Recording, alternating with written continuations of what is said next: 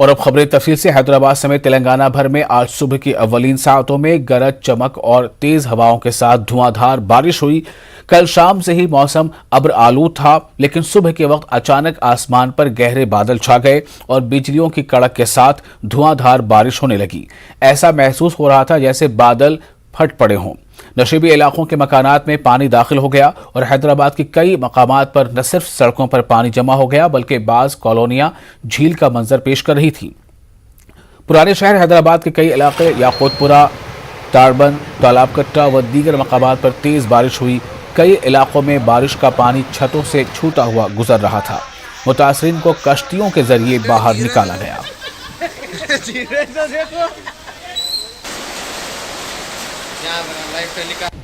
आज जो 1 घंटे की बारिश हुई है, 1 घंटे की बारिश में हैदराबाद की खलाई खोल कर रख दी है, जिससे मैं मेरी पार्टी की जानिब से ये मुतालबा करता हूँ कि KTR को अखलाकी कोई हक़ नहीं है फौरी इस्तीफ़ा दे, क्योंकि पिछले 2 साल से मैं मुसलसल ओल्ड सिटी के सिविल प्रॉब्लम के ऊपर ऑनलाइन कंप्लेंट कर रहा हूँ, जिसका लोकेशन है बिलाल नगर, मक्का कॉलोनी, काला पत्थर और याकूतपुरा कॉन्स्टेंसी के अंदर छोटा पुल, सादात नगर, मदीना कॉलोनी और आपके बहादुरपुरा कॉन्स्टेंसी के अंदर ये आपके ब्रिज के पास बिल्कुल पानी इतना भरा हुआ है।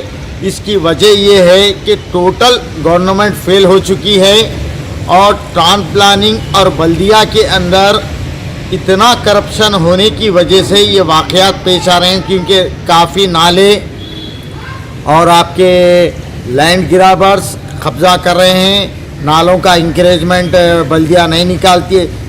शायद ही मैं समझता हूँ कहीं कॉरपोरेशन में अगर कहीं करप्शन है तो वो ग्रेटर हैदराबाद म्यूनसिपल कॉरपोरेशन में है, और ख़ास करके साउथ जोन के अंदर एक नाहिल ऑफिसर को लाकर बिठा दिया गया है, जो जोनल कमिश्नर अशोक सम्राट है।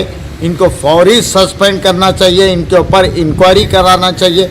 लिहाजा मैं स्टेट इन्फोर्समेंट डायरेक्टरेट से गुजारिश करता हूं कि तमाम नाहिल ऑफिसरों के खिलाफ इंक्वायरी करवाए। टीआई सुकने कानून साज कौंसिल कविता ने आज निजामाबाद को दौरा किया। इस दौरान उन्होंने प्रेस कॉन्फ्रेंस से खिताब के दौरान मरकज की बीजेपी हुकूमत पर सख्त तनकीद की। कविता ने कहा कि जब से मरकज में बीजेपी इक़्तिदार में आई है, मुल्क भर में खौफ का माहौल है।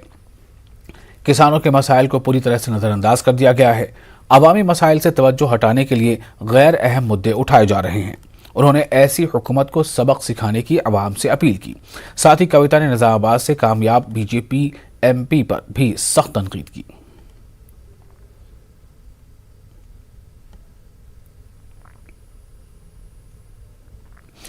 MLC कविता ने कहा कि बीजेपी मुल्क में नफरत का माहौल पैदा कर रही है। राहुल गांधी के तेलंगाना दौरे को भी कविता ने सियासी दौरा करार दिया। उन्होंने कहा कि राहुल गांधी ने एक मर्तबा भी तेलंगाना से मुताल्लिक पार्लियामेंट में बात नहीं की। ऐसे लीडर को तेलंगाना का दौरा करने का कोई हक नहीं बनता। उनका तो इलेक्शन का रहता है साहब, हमारा तो हमारे अगले जनरेशन के लिए काम होता है। TRS के जो पार्टी के नेता है, जिम्मेदार लोग हैं, ऐसे ही आके कौमों के बीच में डिस्टर्बेंस क्रिएट करना, लोगों के बीच में दूरियां बढ़ाना, ऐसा हमारा काम नहीं है, वो बीजेपी का काम है। लेकिन हमें विश्वास है तेलंगाना की जनता ये साजिश को समझेगी और हमारे तेलंगाना के TRS पार्टी के साथ, KCR साहब के साथ रहेगी। जब हमारे पैडी का इश्यू चल रहा था, हमने उनसे रिक्वेस्ट किया था कि राहुल गांधी जी, आप MP है, आप पार्लियामेंट में हैं, जरा पार्लियामेंट में ये मुद्दा उठाइए, हमारे तेलंगाना के फार्मर्स को सपोर्ट कीजिए करके हमने उनको रिक्वेस्ट किया था। वो पार्लियामेंट में तो तेलंगाना के बारे में बात नहीं करे, तेलंगाना फार्मर्स के बारे में बात नहीं करे, लेकिन अब तेलंगाना में वरंगल में आके रैतु संघर्षण सभा करके वो कुछ यहाँ पे प्लान कर रहे। ये सिर्फ पॉलिटिक्स है और कुछ नहीं है। ये एक्चुअली रैतु संघर्षण सभा नहीं है, राहुल जी का संघर्षण सभा है। उनका अपने खुद के पार्टी में बहुत सारा बवाल मचा हुआ है, तो बस उसी के बारे में वो एक पोजीशन उनका करार करने के लिए यहाँ पे आ रहे हैं और कुछ नहीं है। यहाँ के तेलंगाना के भी कांग्रेस के MPs है, मैं उनसे सीधा सवाल करना चाहती हूँ, आपने कभी ये पैडी का इश्यू पार्लियामेंट में उठाया क्या? अगर वहां उठाया नहीं तो वरंगल में उठाने का आपको क्या हक है? जिस तेलंगाना के जो रैयतों के पॉलिसी है आज पूरे हर एक राज्य फॉलो कर रहा है, तो अभी उनको रैतु संघर्षण सभा वरंगल में लगाने का मतलब ही क्या है?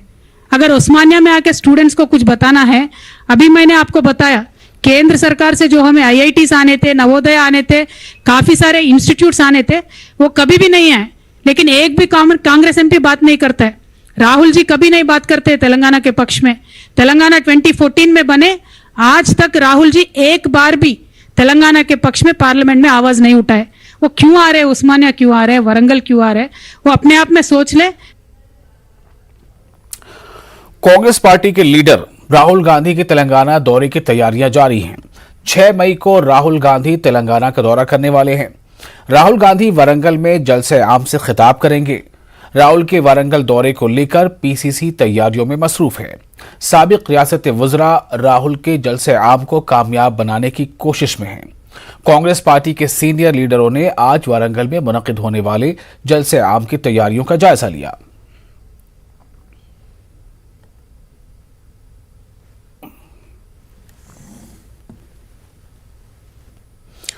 शमशाबाद एयरपोर्ट पर भारी मिकदार में ड्रग्स जब्त किया गया है। पिछले महीने जोहान्सबर्ग से एक मुसाफिर शमशाबाद एयरपोर्ट आया था। कस्टम ओहदेदारों ने शुबह की बुनियाद पर मुसाफिर के बैग की तलाशी ली। कुछ हासिल नहीं हुआ, जिसके बाद इसकी तिब्बी जांच की गई। 6 दिनों तक तिब्बी जांच के बाद पता चला कि मुसाफिर ने 106 ड्रग्स की गोलियां खा ली हैं, जिसके मार्केट कीमत 11 करोड़ 53 लाख रुपए बताई जा रही है। कस्टम ओहदेदारों ने बताया कि जोहान्सबर्ग से हैदराबाद आने वाले मुसाफिर ने 1 किलो 390 ग्राम के हेरोइन की गोलियां खा ली थीं। तिब्बी जांच के बाद इसे बाहर निकाला गया।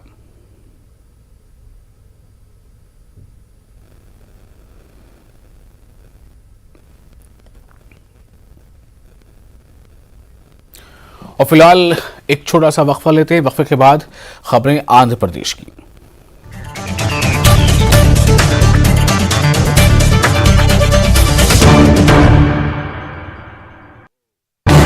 इस न्यूज हेडलाइंस के प्रायोजक पेट सफा